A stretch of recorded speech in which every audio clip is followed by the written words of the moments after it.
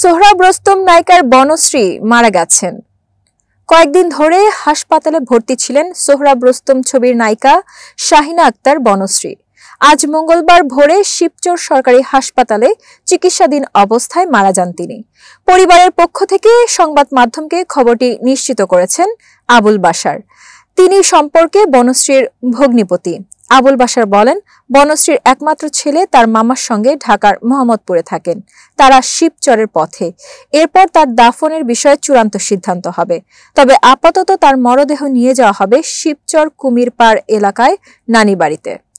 এক সময় রূপালী পর্দা কাঁপিয়েছেন চিত্রনায়িকা বনশ্রী। সোহরাব রোস্তম, মহাভূমিকম্প সহ আলোচিত কয়েকটি ঢাকাই সিনেমার নায়িকা তিনি। তবে বেশ কয়েক বছর ধরে সময়টা ভালো যাচ্ছিল না এক সময়ের জনপ্রিয় নায়িকার। মাথা গোঁজার আশ্রয় হারান এক পর্যায়ে। শহুরে জীবনে নানা চড়াই উতরাই শেষে তিনি ফিরে যান নিজ এলাকা মাদারীপুরের শিবচর উপজেলায়। নানা জায়গায় ঘুরে অবশেষে এই চিত্রনায়িকার ঠাঁই মেলে সেখানকার আশ্রয়ণ প্রকল্পের একটি ঘরে।